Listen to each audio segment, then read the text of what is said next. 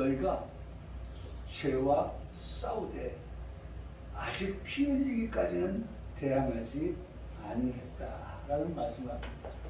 그렇죠? 여기 말씀하고 있어요. 너희가 죄와 싸우라. 죄와 싸우는 삶을 살아가라. 기억하십시오. 오늘 우리가 지금 어디에 있습니까? 죄와 싸우는 싸움터에 있습니다. 전장에 있는 겁니다. 이 전장에 있는 우리가 이 싸움에서 반드시 어떻게 되기를 원합니까? 이기기를 원합니다. 이기는 삶이 되어야 돼요. 이기려고 하면 어떻게 이기는지에 대한 것까지도 말씀을 하고 있어요. 피 흘리기까지 대항하여 싸워 이기라. 말씀 끝이죠? 말씀이. 네? 말씀이 끝이 대항하여 싸우라. 싸우고 난 다음에 결과가 뭐예요? 이기라는 거예요. 이기라. 이 땅에 1950년 6월 25일 오전 4시였습니다. 그날이 주일이었거든요. 50년, 1950년 주일날 오전 4시에 조선민주주의인민공화국이 기습적으로 대한민국을 침공을 합니다. 북침 아니죠? 남침입니다. 1954년 10월 27일까지 3년 1개월 동안의 전쟁이 이 한반도에서 있었어요. 당시 참전한 나라가 1951년 초까지 총 16개 나라였습니다. 군대 파견을 신청한 국가가 21개국이었고 실제로 파병한 그 나라는 16개 국가의 도움으로 전쟁을 치르게 되었어요. 이들 참전국들은 유엔이 요구하는 최소 규모의 1개 대대의 병력, 다시 말하면 약 1200명 이상을 파견을 하였다는 것입니다. 이 땅에서 벌어진 전쟁과는 전혀 상관이 없는 그러한 군인들이 이 땅의 자유와 이 땅의 민주주의를 지키기 위해서 그들은 목숨을 걸고 이 땅에 들어왔어요. 그들에게 부모가 있었습니다. 그들에게 형제가 있었습니다. 아내가 있는 군인도 있었습니다. 자식이 있는 군인도 있었어요. 그런 군인이 한국군은 41만 5,004명, 미국군은 36,940명, 유엔군은 3,094명이 전사하였어요. 가정이 있고 아내가 있고 자식이 있는데 정말 일명식도 없는 이 대한민국에 와서 이 남한 땅에 와서 벌어지고 있는 이 전쟁에서 함께 자유와 민주주의를 지키기 위하여서 싸워 그렇게 전사하였다는 것입니다. 총 45만 5,038명의 군인이 피를 흘려서 공사를 나왔고 자유와 민주주의를 지켜내었습니다. 여러분, 피 흘려서 지켜낸 자유와 민주주의입니다. 피부색이 다르고 눈 아래 색이 다르고 머리 색깔이 다르고 얼굴 모양도 다르고 다른 그런 나라의 사람들이 와서 이 대한민국의 자유와 대한민국의 민주주의를 지켜내기 위하여서 그들이 희생하여서 오늘 우리가 지금 이렇게 자유와 민주주의를 지켜내면서 오늘의 이르게 된 건 아니겠습니까? 여러분, 저는 이것을 생각하면서 여러분들과 함께 항상 공유하고 있는 이 말씀을 또다시 한번 말씀을 드리지 않을 수가 없습니다. 히브리서 9장 22절의 말씀에 보면 피로써 정결하게 되나니 피 흘림이 없은즉 사함이 없느니라. 피를 흘렸기 때문에 오늘 우리에게 자유가 존재하는 것이고 민주주의가 존재하듯이 예수님의 피 흘림이 있었기 때문에 우리에게 죄 사함이 있게 되었다는 것입니다. 누군가가 죽어야 누군가가 산다라고 하는 교훈입니다. 죄 없으신 예수님께서 죄인된 나를 위해서 주고 주셨습니다. 죄를 알지도 못하시는 예수님께서 죄의 싹 뭐죠? 죄의 싹 사망에 이르게 된 나를 위해 예수님이 주고 주셨습니다. 그 결과 죄인된 나는 의인이 되었고 사망에 이를 수밖에 없는 나는 생명에 이르게 되었고 영생을 얻게 되었습니다. 예수님을 통하여서 얻게 된 결과인 것입니다. 예수님을 통해서 너무나도 귀한 것을 우리가 얻게 되었습니다. 이제는 얻게 된 이것을 절대로 어떻게 해요? 빼앗길 수가 없죠. 많은 사람의 희생을 통하여서 목숨을 바친 그러한 고귀한 희생을 통하여서 얻게 된 이 자유와 이 민주주의를 우리가 빼앗길 수가 없듯이 오늘 우리 예수님을 통해서 얻게 된 너무나도 귀한 것들을 우리는 빼앗길 수가 없는 것입니다. 우리는 놓칠 수가 없는 것입니다. 그러므로 이 얻은 것에 대해서 지켜내야만 하는 것입니다. 이를 위해서 오늘 우리에게 말씀하십니다. 죄와 싸워 이기라. 한번 따라하세요. 죄와 싸워 이기라. 죄와 싸워라. 죄와 싸워라. 죄와 싸워. 우리 말씀 죄는 뭐예요? 타협의 존재가 아니라는 거예요. 죄는 적당히 대항해서 될 일이 아니라는 거예요. 여러분 이김이라고 하는 것을 생각할 때는 정말 적당히가 없어요. 대칭이라는 게 없어요. 그러기 위해서는 우리 스스로가 싸워서 이길 수 있는 그런 훈련이 필요합니다. 싸워서 이길 수 있는 그런 연습이 필요한 것입니다.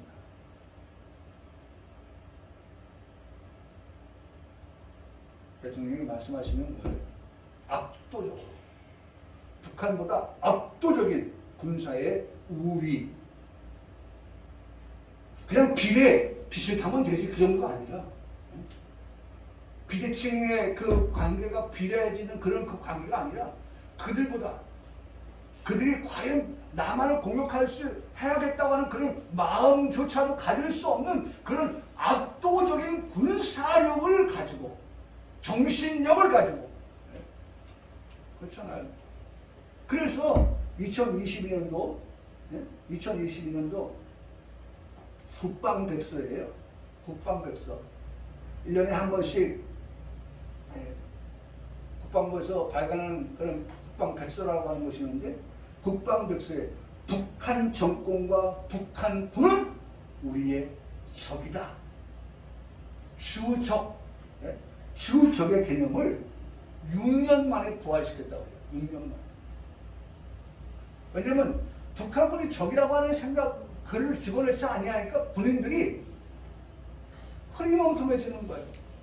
상대의 개념을 뭐 적도 아닌데 싸움도 아니는 않은데 우리가 뭐 그렇게 긴장하고 우리가 뭐 좀 전쟁을 준비하고 뭐 이런 긴장감이 없다는 거예요. 근데 이제는 뭐예요? 북한은 북한 주민을 말하는 게 아니에요. 정확하게 말할 때 북한의 정권, 그 다음에 북한 군인, 그들은 우리의 적이다라고 딱 지목하여서 말하고 있는 것을 들어봅니다. 왜냐하면 그들은 핵을 가지고 우리를 위협하고 있고 미사일을 가지고 우리를 위협하고 도발을 해오고 있기 때문에 그렇습니다.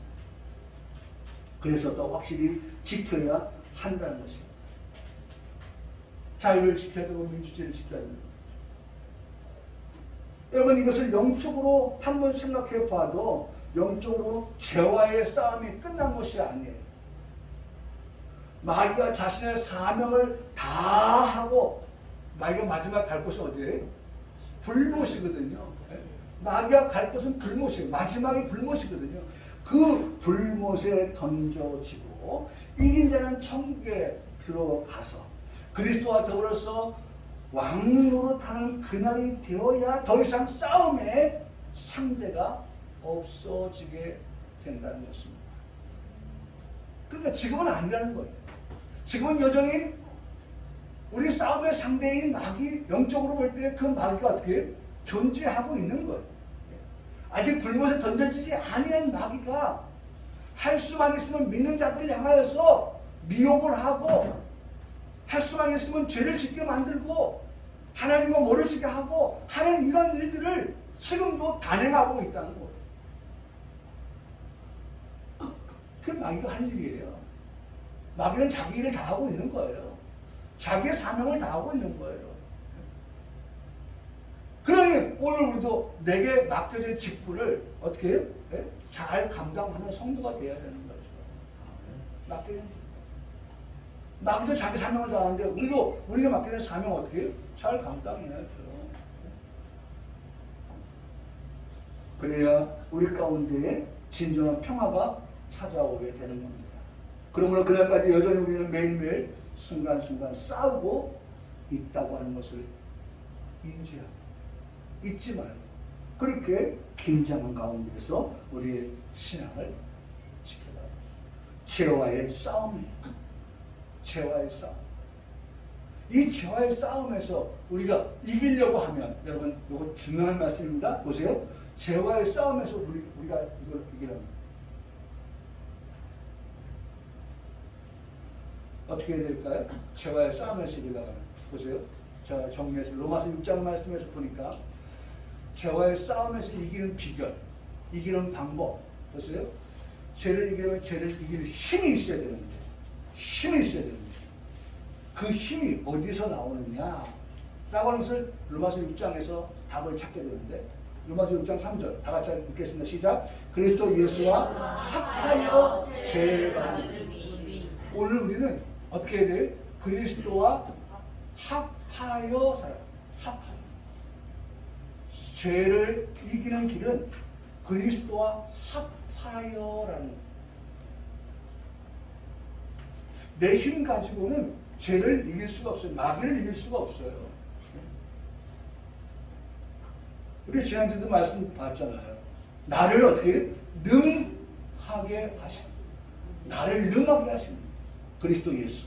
할렐루야. 아멘.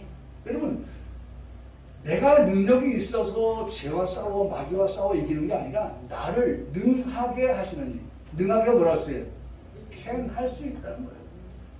할 수 있게 하시는 이길 수 있게 하시는 그분 누구예요? 예수 그리스도. 그분과 어떻게 하라? 합하여 함께 여기 또 나옵니다. 여기 함께 밑에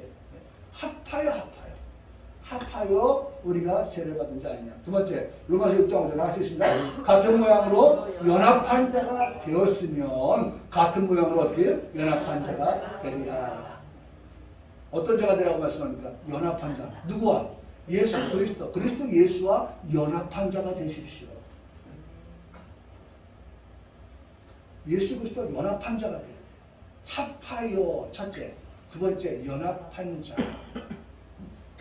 그리스도 예수와 연합한 자가 될 때에 우리가 죄를 이기고 마귀를 이길 수 있다는 거예요. 근데 떠나면 아기가 우리 시원이도 보면은 제가 보면은 엄마가 잠깐 뭐 자기 먹을 젖병 이렇게 만들러 가고 뭐 하면 이렇게 쳐다봐요. 엄마 가는 거.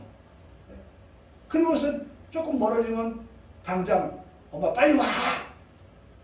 어디 가! 하듯이 말이죠. 말 못하니까. 엄마! 빨리 와! 나 기다려! 못 참아!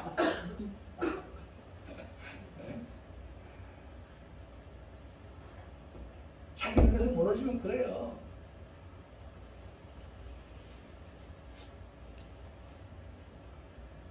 여러분, 합하여 연합합니다. 누구와? 그리스도 예수와. 그리스도 예수와 합하여 살아요. 그리스도 예수와 연합한 자로서 삶을 살아요. 그래야 마귀가 틈을 못하죠. 틈 못하게 해야 돼요. 마귀가 틈타면 말이죠. 마귀가 틈타면 그 틈탄 부분을 통해서 뭔가 누수가 발생해요. 누수. 물이 샌단 말이에요. 그래서 원망하게 되고 그래서 불평하게 되고 다툼이 일어나고 싸움이 일어나고 불평이 나오고 감사치 않냐고 그리 되거든요. 그래서 탐을 주지 말아야 돼요. 오늘 우리 부부에도 탐이 벌어지면 안 돼요. 우리 자녀과의 관계도 부모와 자녀과의 관계도 틈이 벌어지면 안 돼요. 그래서 늘 서로 대화가 이루어지고 그래서 생각이 같고 저는 제가 정말 감사한 것이요. 우리 자녀들하고 정말 생각이 같아요. 이렇게 얘기를 해보면 알잖아요. 아, 생각이 같구나. 생각이 같지 않으면요. 거기에서도 다툼이 벌어져요. 그건 아빠 생각이지. 내 생각은 달라. 틀이 벌어요. 연합한 자가 아니야. 그게 이기는 길이에요. 늘 주님과 함께하고 합하여 있고 연합한 자가 되고. 세 번째, 로마서 5장 6장 8절에 다 같이 읽겠습니다. 시작. 우리가 그리스도와 함께 죽었으면 또한 그와 함께 살 줄을 믿노니. 함께 알았어요.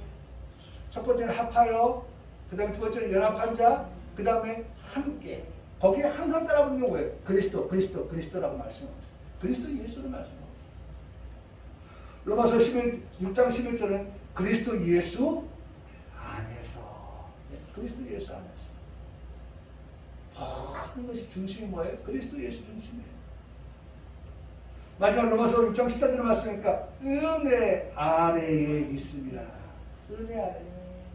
오늘 우리가 은혜 아래에 있을 때의 죄인입니다. 은혜 아래에 있을 때 사단과 싸워서 어떻게 이길 수 있는 거예요. 여러분 반드시 기억할 것은 내 힘 가지고는 죄를 이길 수 없어요. 내 힘 가지고는 마귀를 이길 수 없어요. 하나님이 우리에게 주신 은혜 아니면은 우리가 죄를, 마귀를 이길 수가 없다고 하는 이 사실을 우리가 인정하고 우리가 하나님 앞에 기도하는 거죠. 하나님께 기도하는 거예요. 여러분 한번 기도문을 한번 써본다면 어떻게 기도문을 쓸까요? 예? 어떻게 했을까요? 예수님이 가르쳐준 기도 제목이 있어요. 여러분 그 마태복음 6장 13절 주기도문에 보면 우리를 시험에 들게 하지 마시옵고 다만 악에서 어떻게 구하시옵소서. 이게 예수님이 모범적으로 우리 가르쳐주세요. 왜냐하면 우리에게 시험이 있을 수 있거든요. 우리에게 악이, 죄악이 찾아오거든요. 그런데 예수님 우리 가르쳐주신 기도, 너 이렇게 기도해? 라고 말씀하시기에 이거 아닙니까? 나를 어떻게 시험이 온다 할지라도 시험에 들게 하지 마시오. 그 다음에 우리에게 악한 일이 찾아온다 할지라도 그 악에서 우리를 건져주십시오. 구하여 주십시오. 라고 기도하라는, 그 기도한다는 게 뭐예요? 결국은 뭐예요? 주님과 합하겠다는 거예요. 주님과 연합한 자의 삶을 살아야 돼요. 함께한 자로 살겠다는 거예요. 그 다음에 그 안에 살고 은혜 아래에 살겠다라고 하는 그러한 우리의 고백인 것이죠. 여러분 이번 한 주간도요 우리가 싸워요. 여전히 우리가 싸움의 삶을 살아가요. 싸움의 삶을 살아가는데 그 싸움의 결과는 뭐예요? 이기는 싸움이 되어야 된다는 거예요. 이기는 싸움이 되기 위하여서는 반드시 어떻게 싸워야 된다? 정말 피 흘리기까지. 내가 이기기 위해서는 끝까지 코피.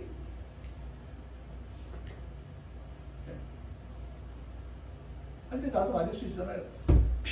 코피를 흘리면서도 어찌됐든 내가 이 싸움에서 어떻게 이긴다라고 하는 그런 마음 가지고 주님 나와 함께 합하여 연합하여 그 안에서 은혜 안에서 하나님 내가 이길 수 있는 싸움, 하나님 나를 불쌍히 여겨 주십시오.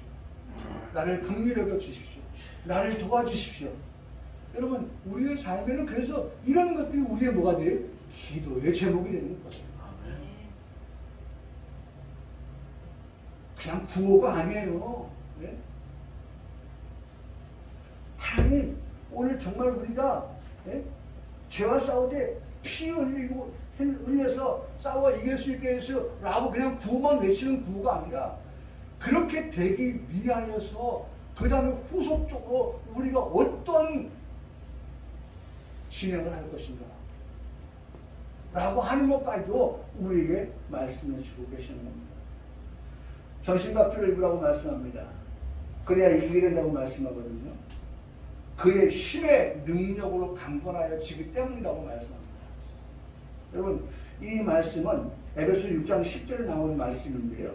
거기에 보면 그 힘의 능력, 그 힘이 어디서부터 나오느냐, 내게서부터 나오는 게 아니에요. 성경은 이렇게 말씀합니다. 네? 이렇게 말씀합니다. 진리로 너희 허리띠를 띠라. 뭐가 나왔어요? 진리로, 진리로. 그 다음에 의의 호신경을 붙여라. 날마다 우리가 어떻게 의로운 삶을, 내가 하나님의 자녀입니다. 네? 나는 더 이상 죄인이 아닙니다. 의의 호신경을. 우리는 하나님의 자녀잖아요. 하나님의 자녀답게 산다는 게 뭡니까? 거룩한 삶을 살아가는 거예요.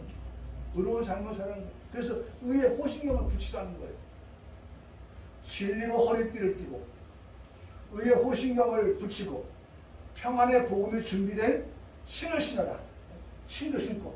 그러니까 전쟁에 나가는 사람은요, 완전히 머리에서부터 발끝까지 어떻게 완전 무장하고 나가야 된다는 거예요. 그래서 복음의 신을 신어라. 평안의 복음이죠. 믿음의 방패를 가져라. 구원의 투구를 써라. 머리죠. 성령의 곧 하나님의 뭐에 말씀을 가지라. 그러면서 기도와 간구를 하되 항상 성령 안에서 어떻게 하라? 기도하고 이를 위해 깨어 구하기를 항상 했습니다. 여러 성도를 위하여서 기도하라. 그러니까 나만 완전의 그 무장한 게 아니라 하나님, 우리 성도들도 싸움터에 있는데, 하나님 우리 자녀가 싸움터에 있는데 이 싸움에서 이길 수 있게 해주세요 라고 엄마가 기도해 줘야 된다는 거예요.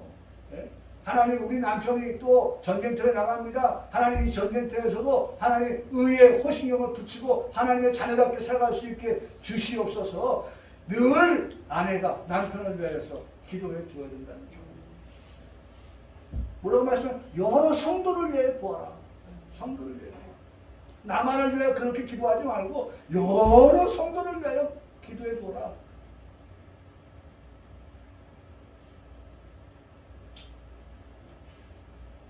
우리 목사님을 위해서, 요한사님을 위해서, 우리 유창미 청년을 위해서, 전진 우리 성도를 위해서, 또 우리 시온이를 위해서, 우리 유해선 성도를 위해서, 최기수 성도 집사님을 위해서, 김혜수 집사님, 김혜정 사모님, 유혜진 청년, 유혜진 청년, 박전여 권사님, 오늘 여기 나오지 못했지만 우리 유창민 청년, 또 우리 미정희 자매, 우리 유창민, 또 우리 혜민이, 민주, 박정수 어머니, 오늘 나오지 못하신 분들까지 하나님, 우리가 성도를 위하여 뭐하라? 기도하고 구하라. 그들도 싸움터에서 어떻게 이길 수 있게끔. 이길 수 있게끔. 그러니 이름 하나씩 불러가면서 기도해봐요. 우리의 기도가 어떻게 되겠나.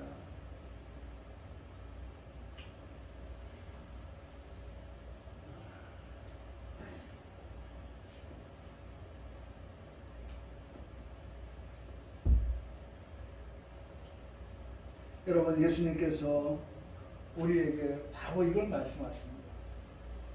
너희가 정말 죄와 싸우는데 피 흘리기까지, 피 흘리기까지. 여러분, 우리에게 중요한 말씀을 하고 있습니다. 죄와 싸우되 아직 피 흘리기까지는 대항하지 아니하였지만 이제는 정말 피를 흘려서라도 너희가 어떻게 정말 하나님의 자녀로서의 그러한 모습으로 갖추고 살아가라고 그렇게 말씀해 주고 계시는 것입니다. 그렇게 될 때에 예수님께서 우리가 아까 말씀드렸던 것처럼 본을 보여주셨다고 말씀했죠. 예수님은 부끄러움을 개의치 아니하시고 그 십자가를 지셨잖아요. 그 일로 인해서 어떻게 그 앞에 있는 기쁨을 예수님은 보았다고 말씀했어요. 하나님 보좌 우편에 앉으셨다고 말씀했어요. 그러므로 예수님을 바라보는 우리도 그 보좌에 앉게 하시기 위해서 이 길을 가라고 우리에게 당부하여 말씀해 주고 계시는 것입니다. 죄와 싸워 이기고요. 거룩한 옷을 입고 살아가는 거룩한 성도, 하나님의 자녀의 삶을 살아가는 우리 평강교회 성도 모두가 되시길 주님의 이름으로 축복합니다. 네. 자, 5절 말씀을 보세요. 또 아들들에게 권하는 것 같이 너에게 권면하신 말씀도 잊었다. 참 안타까운 것은 이런 거예요. 네? 권면하신 것을 잊어버렸다라고 말씀합니다. 권면한 것을 잊어버렸다. 이 권면이라고 하는 것은요, 이런 뜻입니다. 네? 권면. 여기 말씀해 보면 청하다, 요구하다, 훈계하다, 그 다음에 부탁하다, 그 다음에 마지막으로 기도하다, 또 마지막으로 애원하다. 정말 애원하는 마음으로, 애원하는 마음으로 그렇게 뭐예요? 권면하고요. 제발, 제발, 얘들아 제발, 사랑하는 자녀들아 제발. 여기 말씀, 아들들아, 아들들아, 너희에게 권면한다, 제발 부탁한다, 네? 애원하듯이 그렇게 말씀해요. 뭐라고 말씀하니까? 하나님의 말씀을 어떻게 잊어버리지 말아라. 하나님의 말씀을 잊어버리지 말아라. 권면하신 말씀을 잊었다. 참 답답한 일입니다. 제가 답답하다고 하니까 칠수의 생각이 나더라고요. 답답합니다.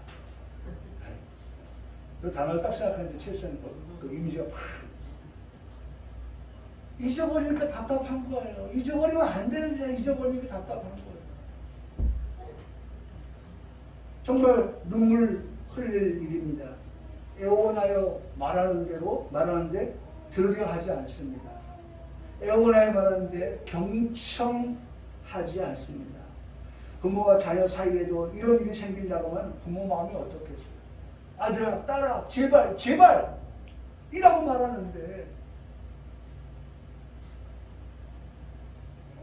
엄마의 말을 귀 기울여 듣지 않고 엄마의 말에 순종하지 아니할 때 그 부모 마음이 어떻겠어요? 그 엄마 마음, 그 아빠의 마음이 어떻겠어요? 부부 사이에도 이런 일이 발생한다면 남편의 마음은 어떻고 아내의 마음은 어떻겠어요?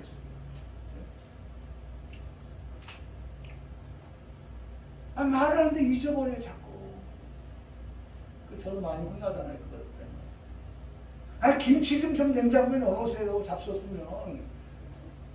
김치 안 넣었다고 또 혼나고 말이에요.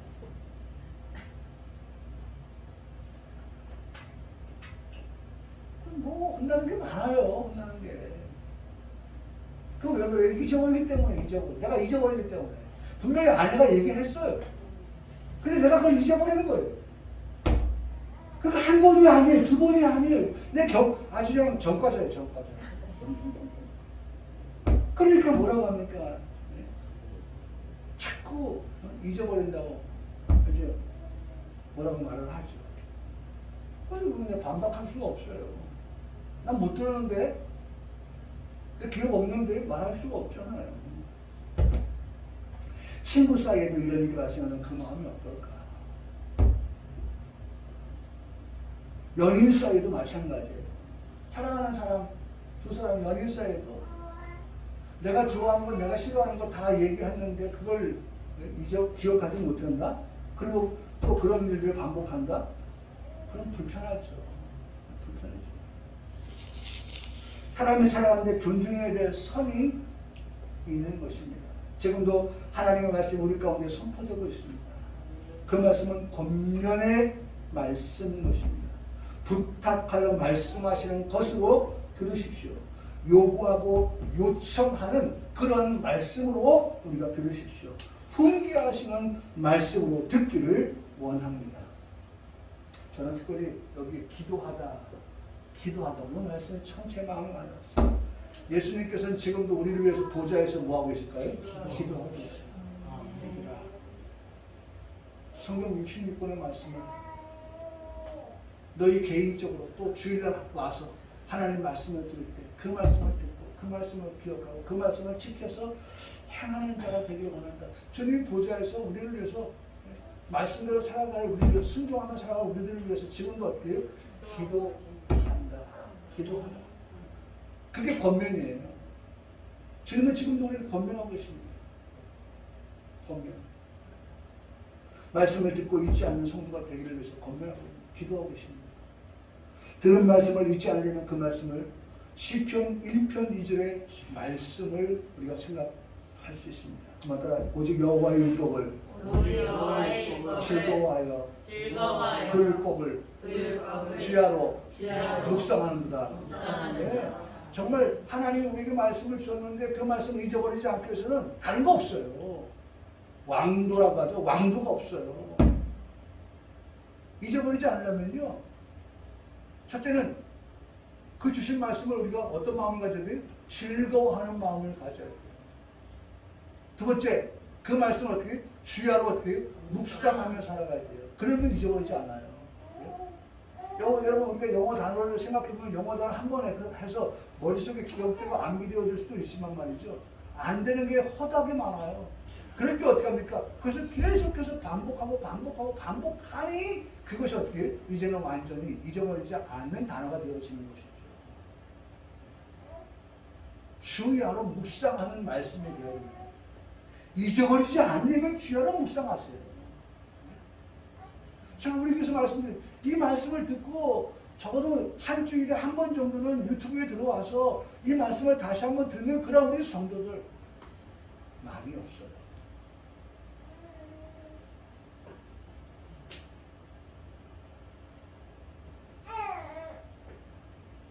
여러분 참 좋은 것은요. 즐거워한다는 것은요. 예? 즐거워한다는 그 뜻이 뭐냐면 예? 즐거워한다는 뜻이 뭐냐면 고개가 기울어지는 거예요. 즐거워한다는 것은 고개가 기울어지는 거예요. 그 하나님의 말씀에 어떻게 내 마음이 예? 내 몸이 어떻게 그쪽으로 기울어지는 거예요. 사랑하는 사람을 생각해 보세요. 사랑하는 사람, 그 사람 즐거운 마음으로 만나면 그 사람이 어떻게 그 사람 제가 원고에 썼지만은 예? 그러다 보면 손잡게 되고 또 분위기 있는 커피숍 가면 어떻게 그 사람의 어깨에다가 내 고개를 이렇게 내 몸을 이렇게 사랑하는 사람한테 그렇게 할 수 있는 거예요. 즐거워한다는 것이 그거예요. 오직 여호와의 율법에 대해서 내 마음이 내 생각이 내 몸이 그렇게 즐거워해서 그쪽으로 향하여 가는 것. 네? 얼마나 좋아요. 얼마나 좋습니다.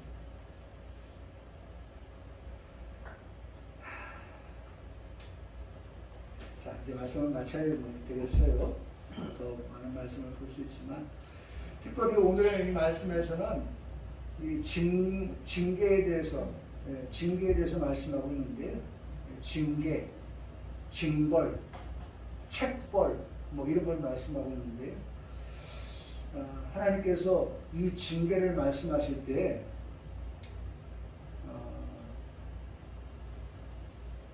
여기 보세요. 징계가 있을 때 아들마다 채찍질한다. 하나님이 아들과 같이 너희를 대우하신다.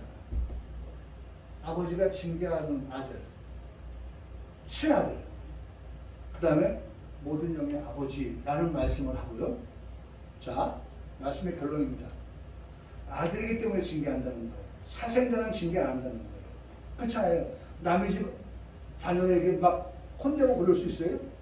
내 자녀이기 때문에 내 자녀가 어떻게 되길 원해요? 잘 자라주기를 원해서 엄마가 훈계하는 거죠. 그렇죠? 징계하는 거죠. 책망하는 거죠. 네? 정말 내 자녀가 어디 가도 존귀한 자가 되도록 하기 위해서 엄마 아빠가 볼 때 그것이 조금 잘못됐다는 것을 가르쳐 주는 거예요. 그래서 어디 가든지 높임을 받고 존귀한 자가 되기를 원하는 그런 부모의 마음이 그렇게 나타나는 거거든요. 자, 보세요. 그러면 그 결과 11절 무릇 징계가 당시에는 어때요? 즐거워 보이지 않죠. 정확하게 말씀하고 있어요. 징계받을 때 징계하는 엄마 아빠에 대해서 자녀가 어떤 마음을 가져요? 네? 듣기 싫어. 그만해. 즐거워 보이지 않죠. 슬퍼 보여요. 그런데 후에 그로 말미암아 연단받은 자들은 10절에 말씀을 제가 돌려봅니다. 11절의 말씀 먼저 본 거예요. 10절의 말씀. 오직 하나님은 우리의 유익을 위해서 징계한다는 거예요. 자식이 잘 되라고. 자식이 잘 되게끔 하기 위해서 징계한다. 유익을 위하여. 여러분 기억하십시오. 하나님께서 우리에게 징계하실 때, 징계가 없어야겠지만 징계하실 때는 그것은 뭐예요? 우리의 유익을 위한 것이었다 라고 하는 것을 기억할 수 있으면 좋겠습니다. 유익을 위하여. 그 다음에 그의 거룩하심에 뭐하도록끔 참여하게 하기 위해서. 잘못된 길로 가던 길을 멈추고 바른 길을 갈 수 있어 의로운 그러한 거룩한 그러한 자녀로서 살아갈 수 있도록 하는 그런 징계. 그래서 말씀의 결론. 그 자녀가 의와 평강의 열매를 맺게 하신다. 아멘. 이게 오늘 우리 말씀의 결론. 오늘 우리에게 의와 평강의 열매를 맺다. 여러분 이것이 싫은 사람이 있습니까? 없죠. 우리가 쌍수 들고 환영하는 게 아닙니까? 하나님 우리가 의와 평강의 열매를 맺는 삶이 되기를 원합니다. 그렇게 기도하는, 그렇게 삶을 살아가는 우리 성도들의 삶이 되기를 주의 이름으로 간절히 축복합니다. 아멘. 아멘.